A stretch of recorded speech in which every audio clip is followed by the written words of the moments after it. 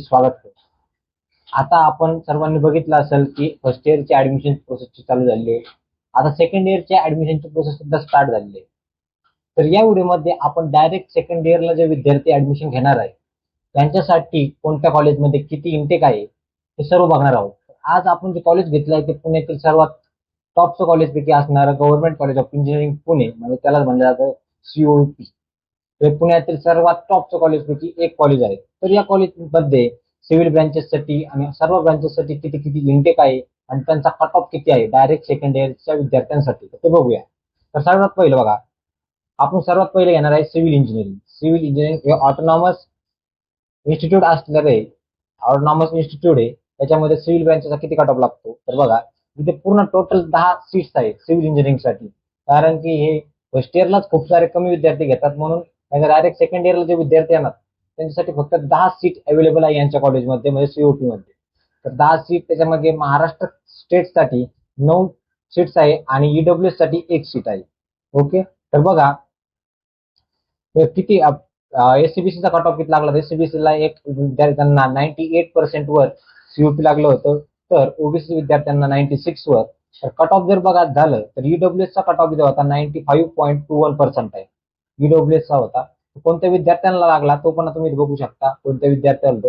Okay, त्याला open EWS seat लागली होती. त्यानंतर STच्या विद्यार्थ्यांना 93% वर हे कॉलेजला अलॉट झालं होतं आणि STच्या विद्यार्थ्यांसाठी 95% वर, तर OBCच्या विद्यार्थ्यांसाठी 95% वर हे कॉलेज अलॉट झालं होतं.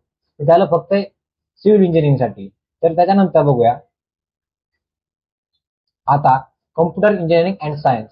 कम्प्युटर सायन्स अँड इंजिनिअरिंग या ब्रँचसाठी किती सीट्स अवेलेबल होत्या तर या ब्रँचसाठी 20 सीट्स अवेलेबल होत्या. त्याच्यापैकी 17 सीट्स ह्या महाराष्ट्र स्टेट साठी होत्या आणि 3 सीट ह्या EWS साठी होत्या. तर बघा, ओपनचा कट ऑफ 99.70 होता. त्याच्यानंतर एखादी सीट आता बघा खाली बघा, EWS म्हणजे इकॉनॉमिकली वेकर सेक्शनच्या विद्यार्थ्यांसाठी तिचा कट ऑफ लागला होता 96.63 वरती. ओपन EWS च्या विद्यार्थ्यांना इथे सीट अलॉट झालं होतं. ओके, त्याच्यानंतर बघा SC साठी किती लागला होता 91, तर ST साठी लागला होता 94.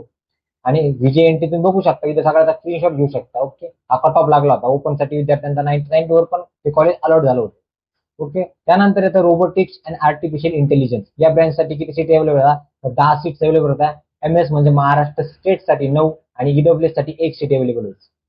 तर EWS साठी लागला होता 96 कट ऑफ, हा 96.10% EWS ओपन फिमेल साठी. त्यानंतर ST साठी लागला होता 89%. त्यानंतर NT साठी लागला होता 93 आणि SC साठी लागला होता 95. ओके, तर ACB साठी पण 95.25% असा कोणत्या ब्रँचसाठी होता, रोबोटिक्स अँड आर्टिफिशियल इंटेलिजन्स या ब्रँचसाठी हा कट ऑफ लागला होता. त्याच्यानंतर बघा, इलेक्ट्रिकल इंजिनिअरिंग साठी किती कट ऑफ होता तर इलेक्ट्रिकल इंजिनिअरिंग साठी EWS ओपन EWS चा कट ऑफ होता 92.82%. ओके, त्याचनुसार ST साठी 90% वर कॉलेज अलॉट झालं होतं. त्याच्यानंतर SC साठी 92, तर ACB साठी 93 आणि OBC साठी 95% वरती हे कॉलेज अलॉट झालं होतं.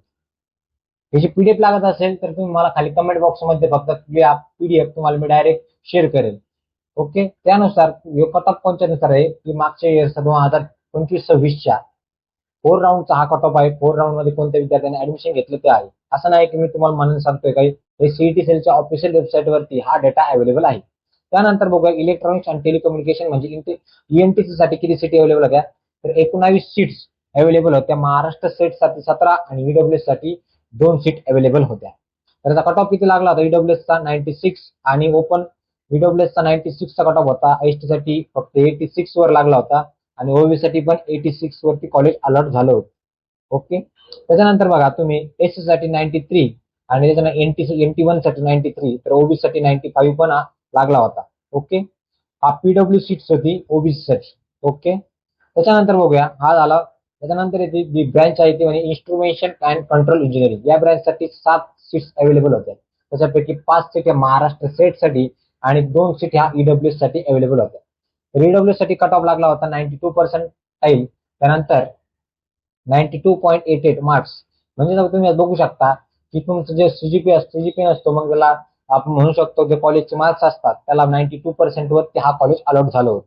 त्यानंतर SC साठी लागलेला 91 चा कट ऑफ होता तर एसीबीसी लागला होता 94. ऍग्रिगेट म्हणलं जातं ना त्याला.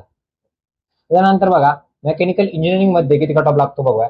मेकॅनिकल इंजिनिअरिंग साठी ईडब्ल्यूएसच्या विद्यार्थ्यांना लागला होता 91%, तर हा होता ईडब्ल्यूएस साठी. तर एसीबीसी साठी लागला होता 76 म्हणजे 76.82% वरती. एसटीच्या विद्यार्थ्यांना लागला होता.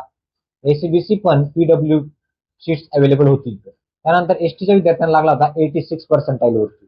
तर एनटी3च्या विद्यार्थ्यांसाठी लागला होता 87% वर. त्याच्यानंतर येथे मॅन्युफॅक्चरिंग सायन्स अँड इंजिनिअरिंग या ब्रँचसाठी पण 11 सीट्स अवेलेबल होत्या. महाराष्ट्र स्टेटसाठी 10 आणि ईडब्ल्यूएस साठी 1 सीट अवेलेबल होती. तर ईडब्ल्यूएसचा कट ऑफ लागला होता फक्त 90%. ओके 90. आणि त्याच्यानंतर एसटी साठी 77. तर एसटी साठी लागला होता 91. ओके.